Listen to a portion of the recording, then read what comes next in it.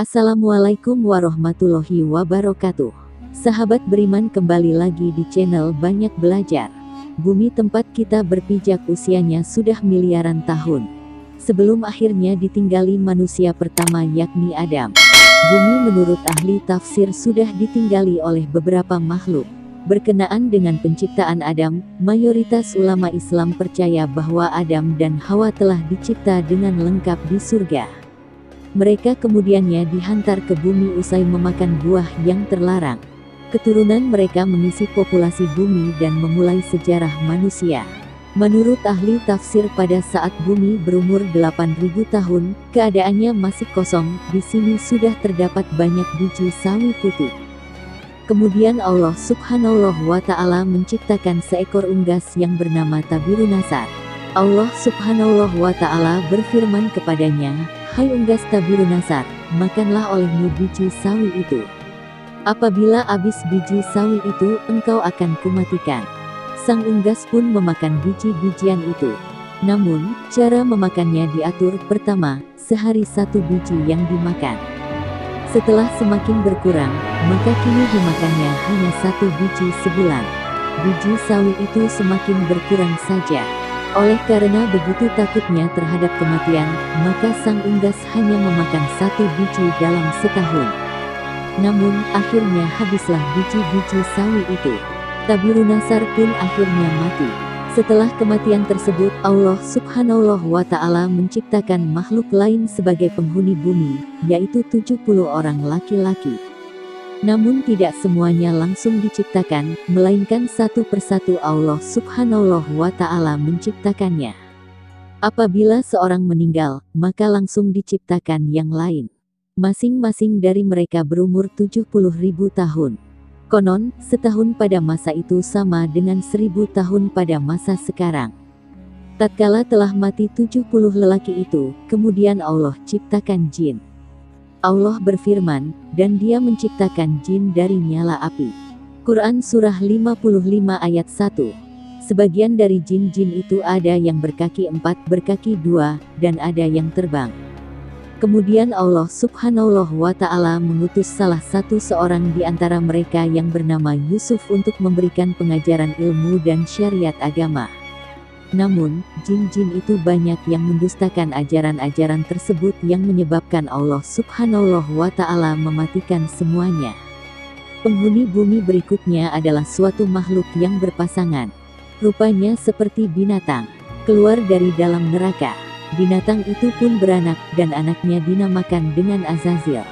Setelah cukup besar, Azazil mulai melakukan peribadatan kepada Allah Subhanahu wa Ta'ala 1000 tahun lamanya.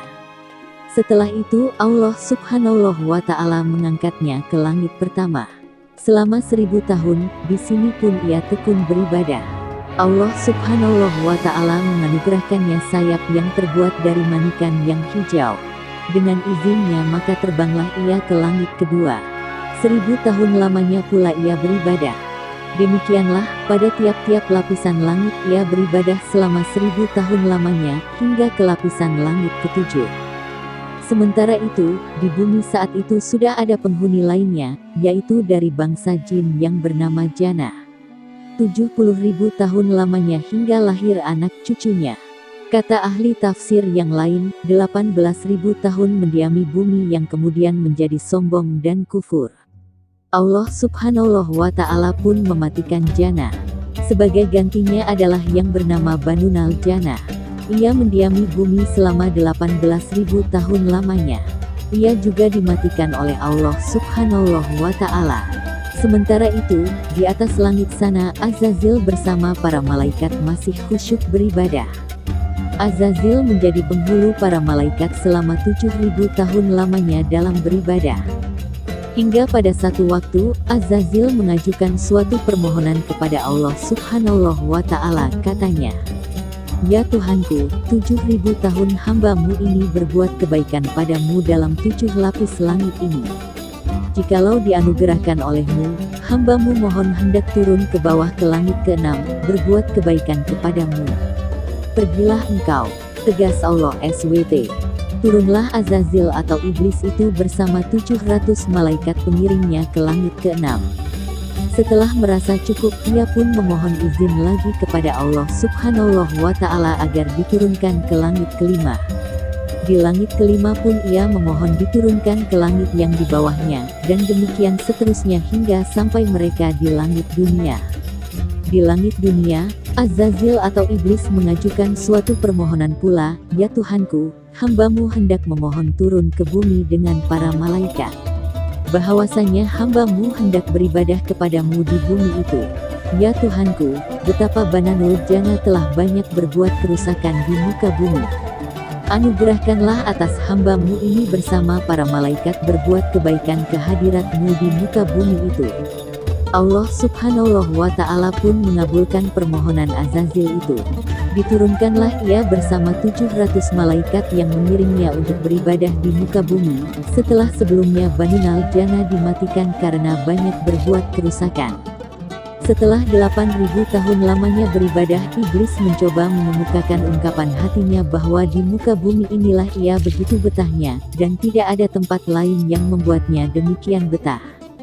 Dan memohon agar selamanya ia berada di muka bumi untuk berbakti kepada Allah Subhanahu wa Ta'ala. Sampai pada satu waktu Allah Subhanahu wa Ta'ala berkehendak menurunkan suatu keterangan kepada Azazil.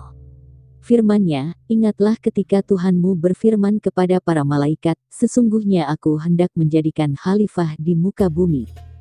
Quran Surah kedua ayat 30. Mendengar firman tersebut, iblis menjadi berduka, disebabkan dengkinya. Mereka para malaikat pun bertanya kepada Allah Subhanahu wa Ta'ala mengenai siapa yang akan menjadi khalifah itu. "Adam namanya," jawab Allah Subhanahu wa Ta'ala. Mereka berkata, "Mengapa engkau hendak menjadikan khalifah di bumi itu? Orang yang akan membuat kerusakan padanya dan menumpahkan darah. Padahal kami senantiasa bertasbih dengan memuji engkau dan mensucikan engkau." Allah Subhanahu wa Ta'ala berfirman, "Sesungguhnya aku mengetahui apa yang engkau tidak ketahui." Quran Surah kedua ayat 30. Demikianlah informasi yang telah kami sampaikan, semoga dapat bermanfaat untuk semuanya. Amin. Amin ya robbal alamin.